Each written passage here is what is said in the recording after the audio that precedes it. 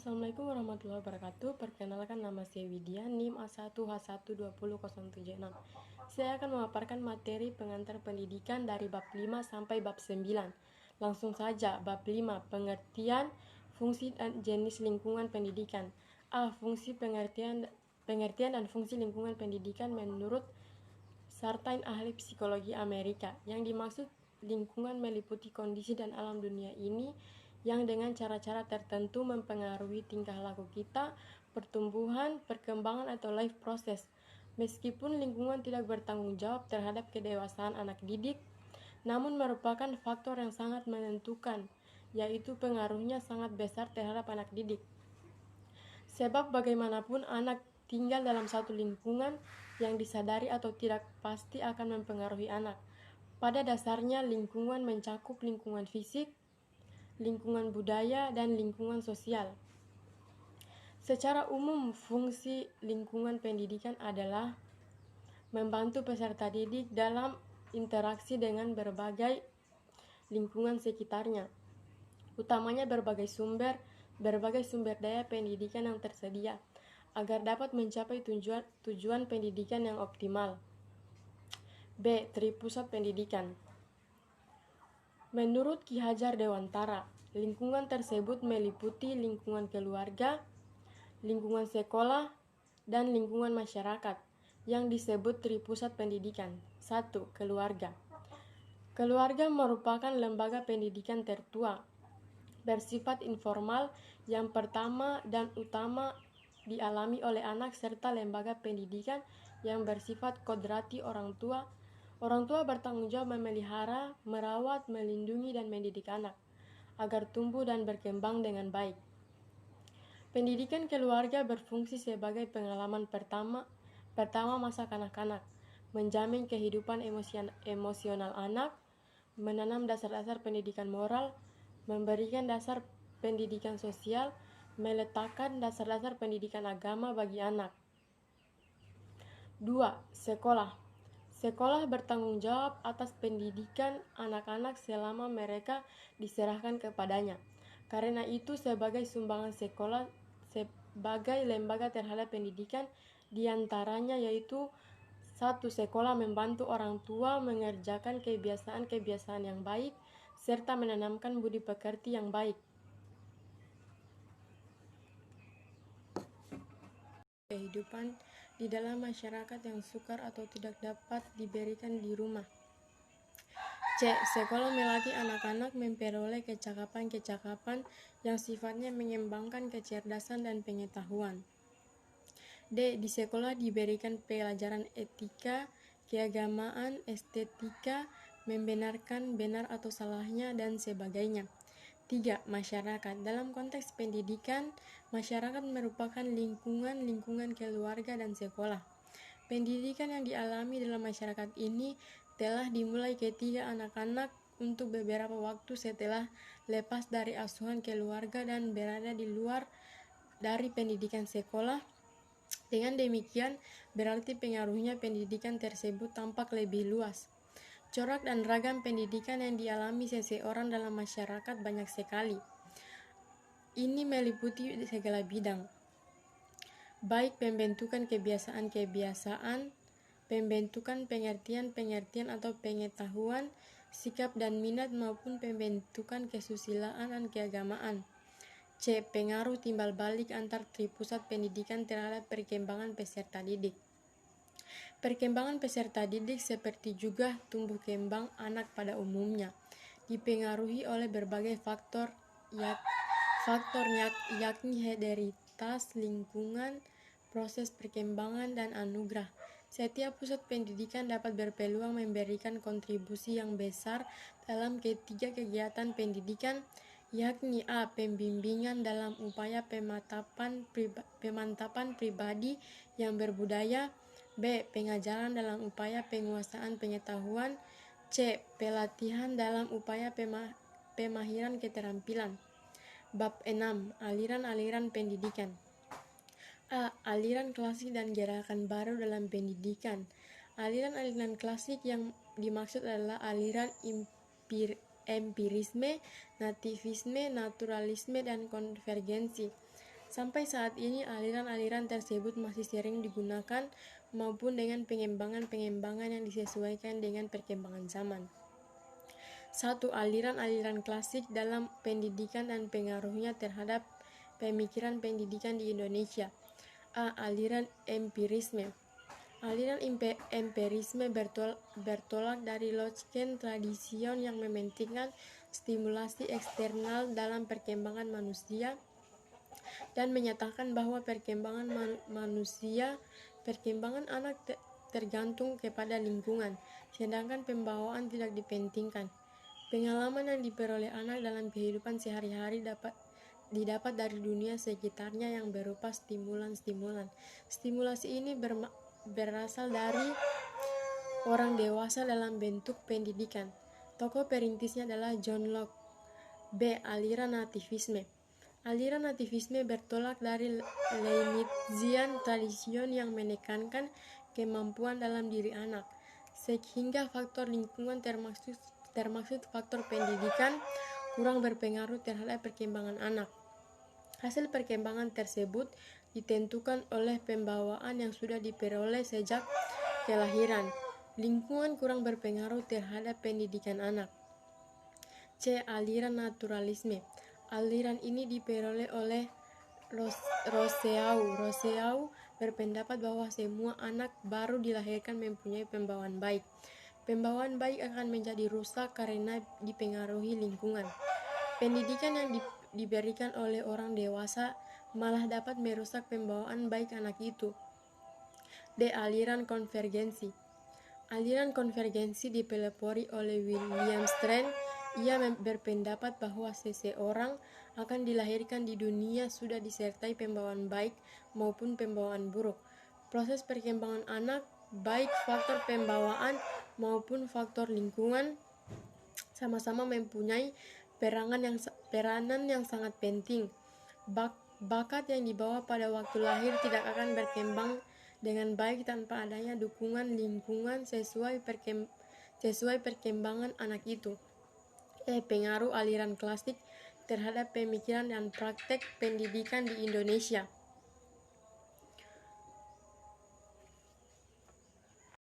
A. Aliran empirisme. Aliran empirisme bertolak dari logiken tradision yang mementingkan stimulasi eksternal dalam perkembangan manusia dan menyatakan bahwa perkembangan manusia tergantung kepada lingkungan, sedangkan pembawaan tidak dipentingkan. Pengalaman yang diperoleh anak dalam kehidupan sehari-hari didapat dari dunia sekitarnya yang berupa stimulan-stimulan. Stimulasi ini berasal dari orang dewasa dalam bentuk pendidikan. Tokoh perintisnya adalah John Locke. B. Aliran nativisme. Aliran nativisme bertolak dari Leibnizian tradision yang menekankan kemampuan dalam diri anak, sehingga faktor-faktor lingkungan termasuk faktor pendidikan kurang berpengaruh terhadap perkembangan anak. Hasil perkembangan tersebut ditentukan oleh pembawaan yang sudah diperoleh sejak lahir. Lingkungan kurang berpengaruh terhadap pendidikan anak. C. Aliran naturalisme. Aliran ini dipelopori oleh Rousseau. Rousseau berpendapat bahwa semua anak baru dilahirkan mempunyai pembawaan baik. Pembawaan baik akan rusak karena dipengaruhi oleh lingkungan. Pendidikan yang diberikan oleh dewasa malah dapat merusak pembawaan baik anak itu. D. Aliran konvergensi. Aliran konvergensi dipelopori oleh William Strand. Ia berpendapat bahwa seorang anak dilahirkan di dunia sudah disertai pembawaan baik maupun pembawaan buruk.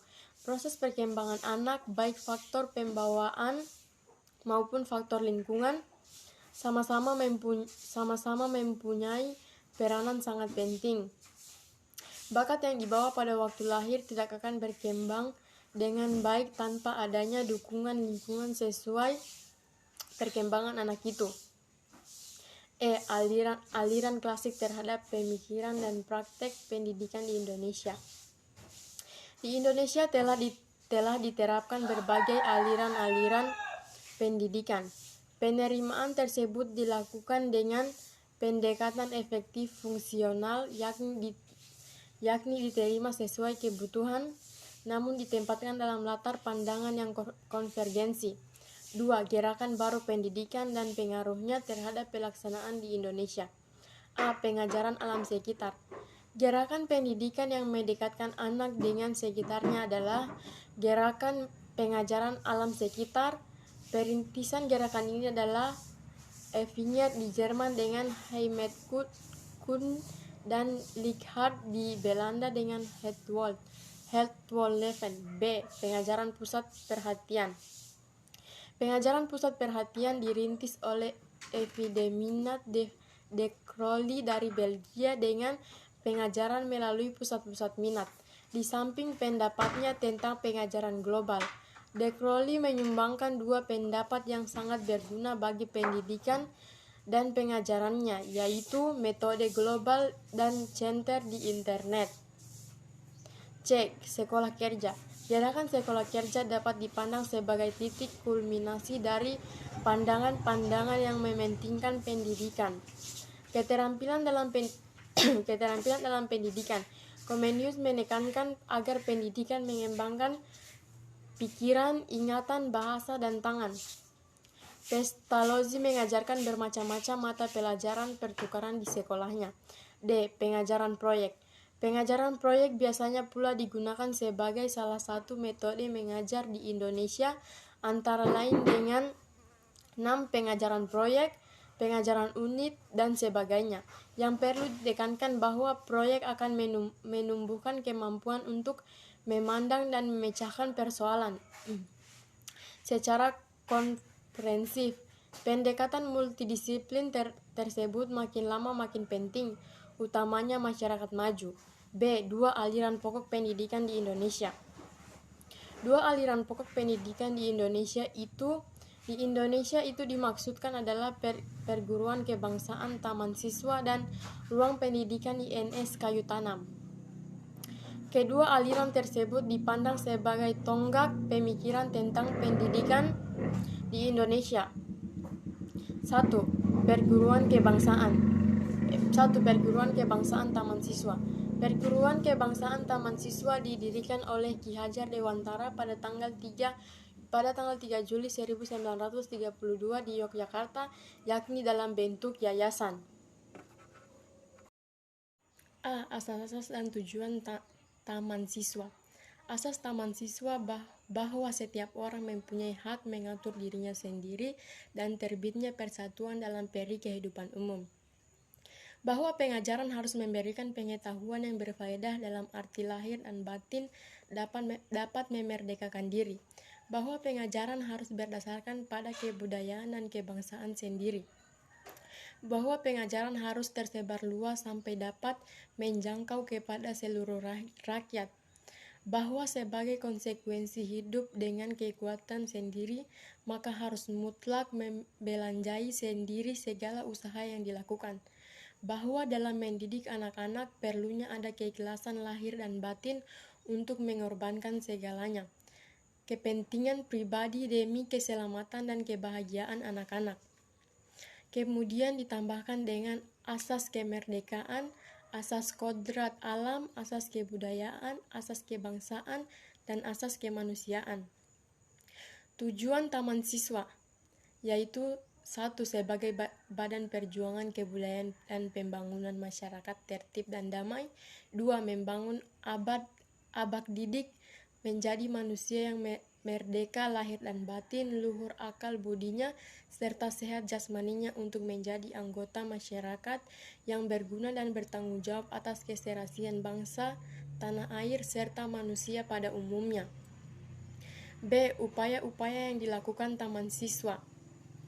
Beberapa usaha yang dilakukan taman siswa adalah menyiapkan peserta didiknya yang cerdas dan memiliki kecakapan hidup. Dalam ruang lingkup eksternal taman siswa membentuk pusat-pusat kegiatan kemasyarakatan. C. Hasil-hasil yang dicapai. Taman siswa telah berhasil menemukan gagasan tentang pendidikan nasional, lembaga-lembaga pendidikan dari taman siswa Indria yang sampai sarjana wiyata. Taman siswa pun telah melahirkan alumni-alumni besar di Indonesia. 2. Ruang pendidik INS Kayu Taman Siswa. Ruang pendidik INS didirikan oleh Muhammad Jafei pada tanggal 31 Oktober 1926 di Kayu Tanam, Sumatera Barat. A. Asas dan tujuan ruang pendidik di INS Kayu Taman Siswa pada awal didirikan. Ruang pendidikan INS mempunyai asas-asas sebagai berikut, yaitu berpikir logis dan rasional, kreatif atau kegiatan pendidikan masyarakat, memperhatikan bawaan anak, menentang intelektualisme dasar-dasar terbentuknya, kemudian disempurnakan dan mencakup berbagai hal seperti syarat-syarat pendidikan efektif, tujuan yang diinginkan dicapai, dan sebagainya. Tujuan ruang pendidikan INS Kayu Tanam adalah mendidik rakyat ke arah kemerdekaan, memberikan pendidikan sesuai kebutuhan masyarakat, mendidik para pemuda agar berguna untuk masyarakat, menanamkan kepercayaan terhadap diri sendiri dan berani bertanggung jawab, mengusahakan mandiri dalam pembiayaan, upaya-upaya ruang pendidik INS Kayu Tanam. Beberapa usaha yang dilakukan oleh ruang pendidik INS Kayu Tanam antara lain menyelenggarakan berbagai jenjang pendidikan, menyiapkan tenaga guru atau pendidik, dan menerbitkan majalah anak-anak sendi, serta mencetak buku-buku pelajaran. C. Hasil-hasil yang dicapai ruang pendidik INS Kayu Tanam. Ruang pendidik INS Kayu Tanam mengupayakan gagasan-gagasan tentang pendidikan nasional, utamanya pendidikan keterampilan atau kerajinan, beberapa ruang pendidik atau jenjang persekolahan, dan sejumlah alumni. Bab 7. Permasalahan pendidikan. 1. Permasalahan pokok pendidikan. Sistem pendidikan menjadi bagian yang tak terpisahkan dari kehidupan sosial, budaya, dan masyarakat sebagai suprasistem. Pembangunan sistem pendidikan tidak mempunyai arti apa-apa jika tidak sinkron dengan pembangunan nasional. Permasalahan intern dalam sistem pendidikan selalu ada kaitannya dengan masalah-masalah di luar sistem pendidikan itu sendiri. Misalnya, masalah mutu hasil belajar suatu sekolah tidak dapat dilepaskan dari kondisi budaya dan ekonomi masyarakat di sekitarnya. Berdasarkan kenyataan tersebut, maka penanggulangan masalah pendidikan juga sangat kompleks, menyangkut banyak komponen dan melibatkan banyak pihak. Ada dua pokok permasalahan yang dihadapi oleh dunia pendidikan di tanah air Indonesia ini, yaitu 1. Bagaimana semua warga negara dapat menikmati kesempatan pendidikan. 2. Bagaimana pendidikan dapat membekali peserta didik dengan keterampilan kerja yang mantap untuk dapat terjun dalam kehidupan masyarakat. Jenis-jenis permasalahan pokok pendidikan. A. Masalah pemerataan Masalah pemerataan pendidikan. Masalah pemerataan pendidikan adalah persoalan bagaimana sistem pendidikan dapat menyediakan kesempatan yang seluas-luasnya kepada seluruh warga negara untuk memperoleh pendidikan, sehingga pendidikan itu menjadi wahana bagi pembangunan sumber daya manusia untuk menunjang pembangunan. Masalah pemerataan pendidikan timbul apabila masih banyak warga negara, khususnya anak usia sekolah, yang tidak dapat ditampung di dalam sistem atau lembaga pendidikan karena kurangnya fasilitas pendidikan yang tersedia. Tujuan yang terkandung dalam upaya pemerataan pendidikan tersebut yaitu menyiapkan masyarakat untuk dapat berpartisipasi dalam pembangunan, khususnya pendidikan formal atau pendidikan persekolahan, yang berjenjang dan tiap jenjang memiliki fungsinya masing-masing, maupun kebijaksanaan memperoleh kesempatan pendidikan pada tiap jenjang diatur dengan memperhitungkan faktor-faktor kuantitatif dan kualitatif, serta relevansi yang selalu ditentukan proyeksinya secara terus-menerus dengan seksama, khususnya melalui jalur pendidikan di luar sekolah. Usaha pemerataan pendidikan mengalami perkembangan pesat. Ada dua faktor yang menunjang, yaitu perkembangan iptek yang menawarkan berbagai macam alternatif, perkembangan iptek yang menawarkan beraneka ragam alternatif model pendidikan yang dapat memperluas pelayanan kesempatan belajar, dan dianutnya konsep pendidikan sepanjang hidup. B. Masalah mutu pendidikan. Jika hasil pendidikan belum mencapai taraf seperti yang diharapkan, maka mutu pendidikan yang dipermasalahkan. Penetapan mutu hasil pendidikan pertama dilakukan oleh lembaga penghasil sebagai produsen tenaga kerja terhadap luaran dengan sistem sertifikasi. Selanjutnya, jika luaran tersebut terjun ke lapangan kerja, penilaian dilakukan oleh lembaga pemakai serta konsumen tenaga kerja dengan sistem tes untuk kerja. Hasil belajar yang bermutu hanya dapat dicapai melalui proses belajar yang mutu. Jika terjadi belajar yang tidak optimal tapi menghasilkan skor hasil ujian yang baik, maka hampir dapat dipastikan bahwa hasil belajar tersebut adalah semu.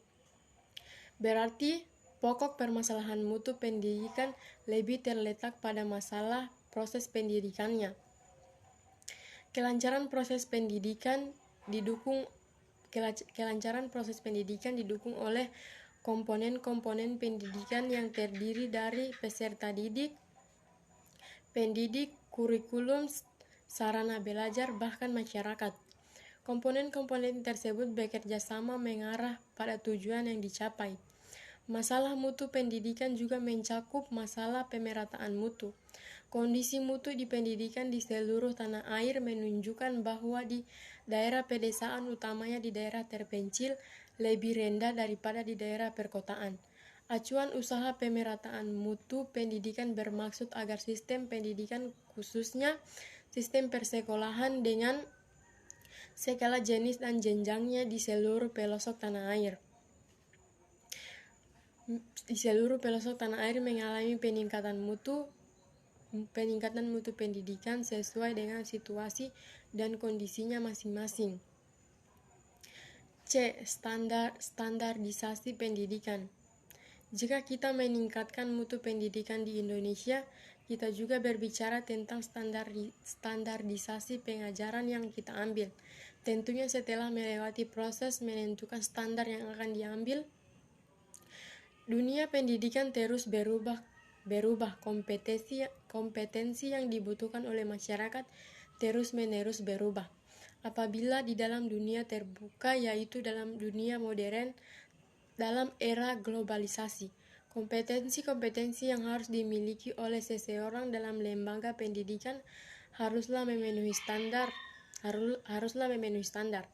Tinjauan terhadap standarisasi dan kompetensi untuk meningkatkan mutu pendidikan akhirnya membawa kami dalam pengungkapan adanya bahaya yang tersembunyi, yaitu kemungkinan adanya pendidikan yang terkekang oleh standar kompetensi saja sehingga kehilangan makna dan tujuan pendidikan tersebut. Peserta didik Indonesia terkadang hanya memikirkan bagaimana agar mencapai standar pendidikan saja, bukan bagaimana agar pendidikan yang diambil efektif dan dapat digunakan. Tidak peduli bagaimana cara agar memperoleh hasil atau lebih spesifiknya nilai yang diperoleh. Yang terpenting adalah memenuhi nilai di atas standar saja. Selain itu, akan lebih baik jika kita mempertanyakan kembali apakah standar pendidikan di Indonesia sudah sesuai atau belum. Dalam kasus UAN yang hampir selalu menjadi kontroversi, misalnya sistem evaluasi seperti UAN yang sudah cukup baik. Namun disayangkan dalam evaluasi pendidikan seperti itu, yang menentukan tulus tidaknya peserta didik mengikuti pendidikan hanya dilaksanakan sekali saja tanpa melihat proses yang dilalui peserta didik yang telah memenuhi proses pendidikan selama beberapa tahun.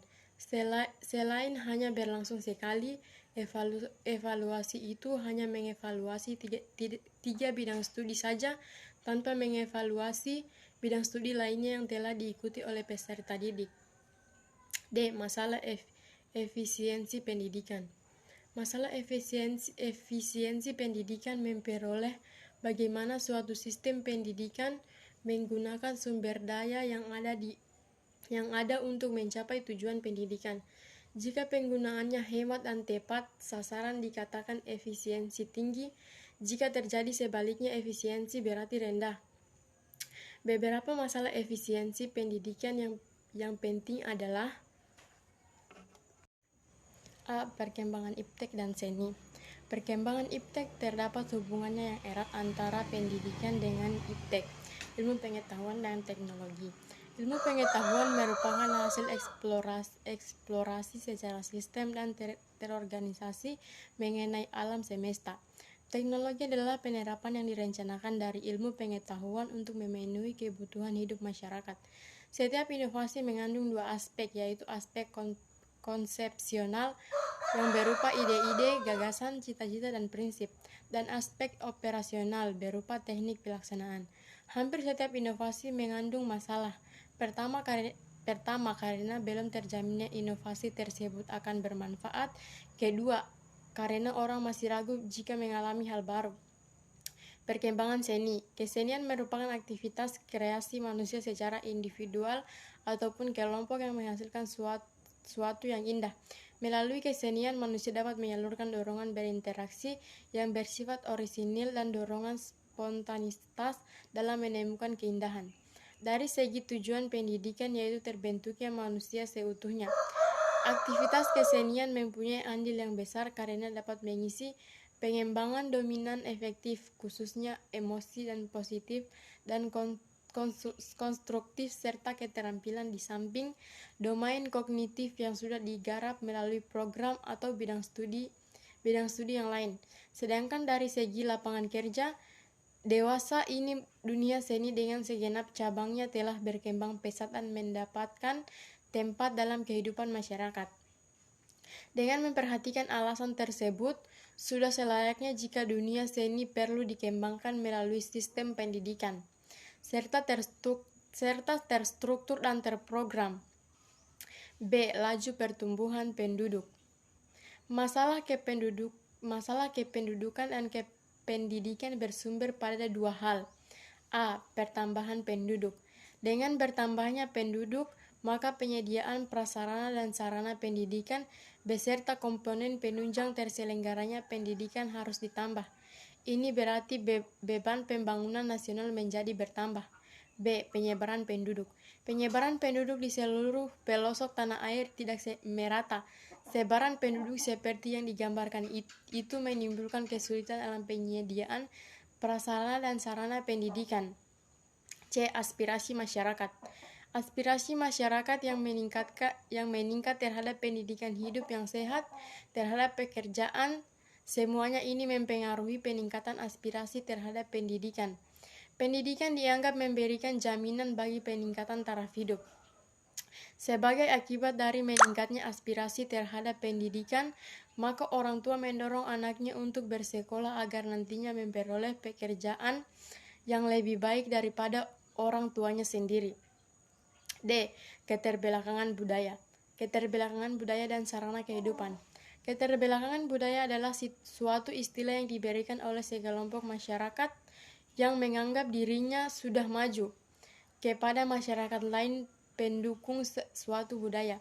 Perubahan kebudayaan terjadi adanya penemuan baru dari luar maupun dari dalam lingkungan masyarakat sendiri.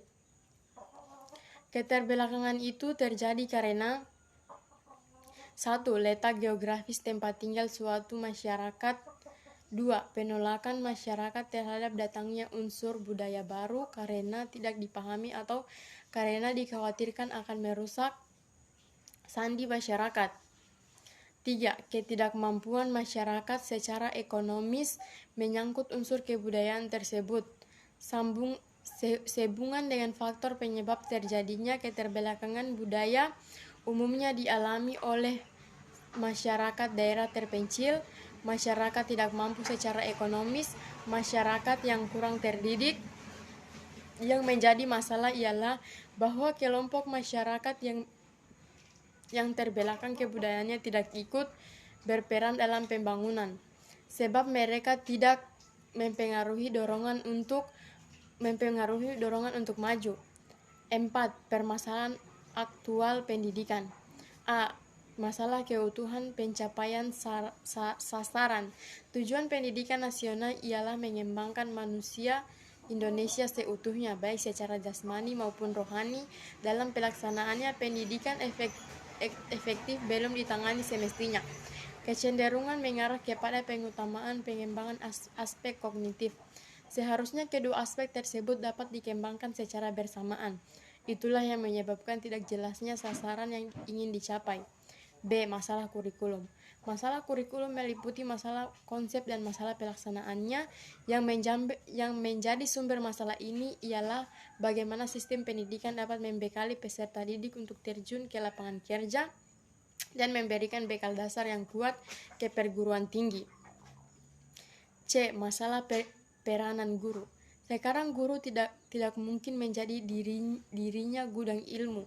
Oleh karena itu, ia juga tidak satu-satunya sumber belajar muridnya. Karena sudah adanya perkembangan iptek, tugasnya bukan memberikan ilmu pengetahuan, melainkan menunjukkan jalan bagaimana caranya memperoleh ilmu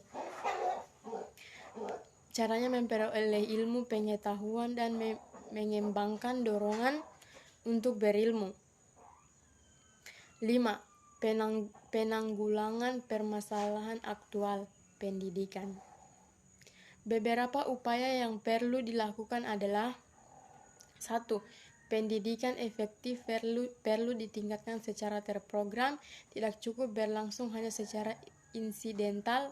2. Pelaksanaan dan ekstrakurikuler dikerjakan dengan penuh kesungguhan dan hasilnya diperhitungkan dalam menetapkan nilai akhir atau penelusuran. 3. Pemilihan siswa kelas atas kelompok yang akan melanjutkan belajar ke perguruan tinggi dengan yang akan terjun ke masyarakat merupakan hal yang prinsip, karena pada dasarnya tidak semua siswa secara potensial mampu belajar di perguruan tinggi.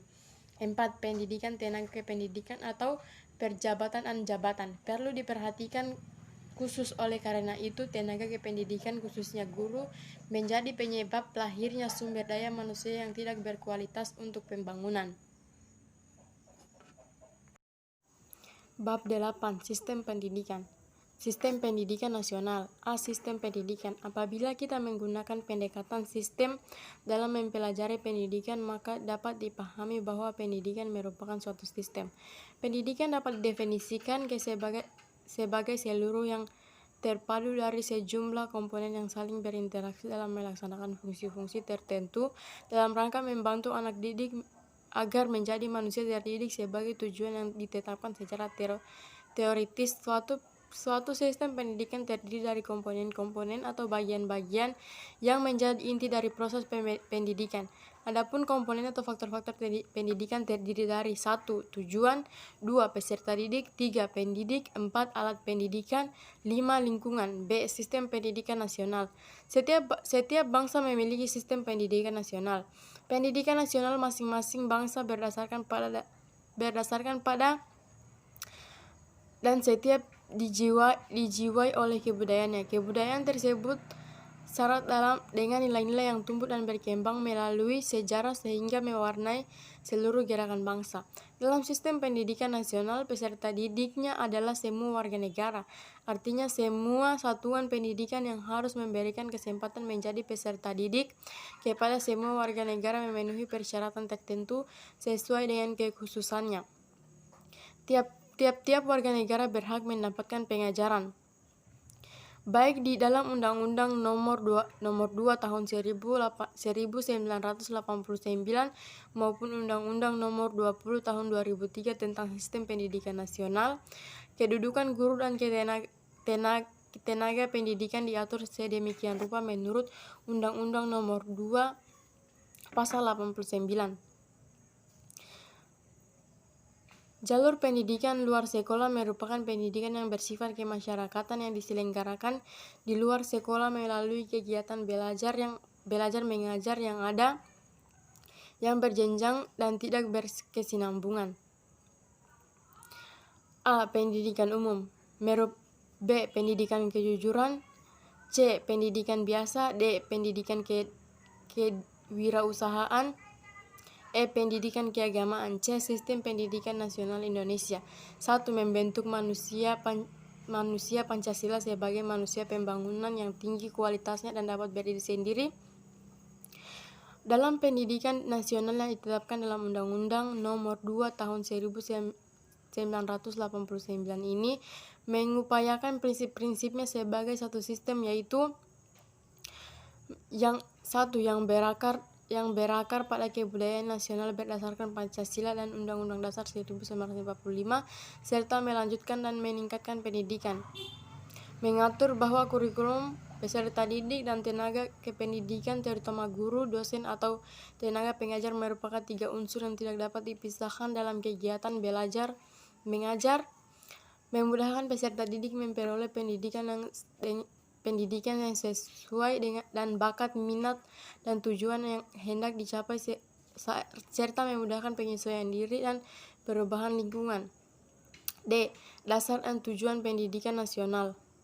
Adapun dasar pendidikan nasional bagi bangsa Indonesia dapat diklarifikasikan menjadi dasar ideal, dasar konstitusional, dan dasar operasional, yaitu 1.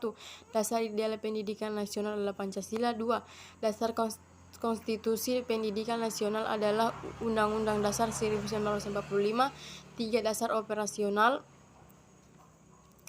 Keputusan Presiden Nomor 145 Tahun 1966 tentang nama dan rumusan induk sistem pendidikan nasional menerangkan sedangkan tujuan pendidikan nasional bagi bangsa Indonesia adalah 1. Pada Undang-Undang Dasar 1945. 2. Pada Undang-Undang Nomor 4 Tahun 1950, Undang-Undang Nomor 12 Tahun 1954, Bab 2 Pasal 3 disebutkan. 3. Pada ketetapan MPR Nomor 2 Tahun 1960. 4. Pada penetapan Presiden Nomor 19 Tahun 1965. 5. Keterapan MPRS Nomor 6 pada 7. Pada ketetapan MPR. Pendidikan nasional bertujuan untuk meningkatkan ketakwaan terhadap Tuhan Yang Maha Esa, kecerdasan dan keterampilan, mempertinggi budi pekerti, memperkuat kepribadian, dan mempertebal semangat kebangsaan cinta tanah air agar dapat menumbuhkan manusia-manusia membangun dan dapat membangun diri sendiri serta bersama-sama atas pembangunan bangsa. Bab 9. Pendidikan dan pembangunan. Pendidikan menduduki posisi sentral dalam pembangunan karena sarananya adalah peningkatan kualitas SDM. Peranan pendidikan dalam pembangunan, khususnya pembangunan sistem pendidikan nasional. Di dalam bagian ini ada ditemukan 3 hal berturut-turut, yaitu 1. Esensi pendidikan dan pembangunan serta titik temunya. 2. Sumbangan pendidikan pada pembangunan. 3. Pembangunan sistem pendidikan nasional. A. Esensi pendidikan dan pembangunan serta titik temunya. B. Sumbangan pendidikan pada titik temunya. 1. Mengapa sistem pendidikan harus dibangun? 2. Wujud pembangunan sistem pendidikan. A. Hubungan antar aspek-aspek.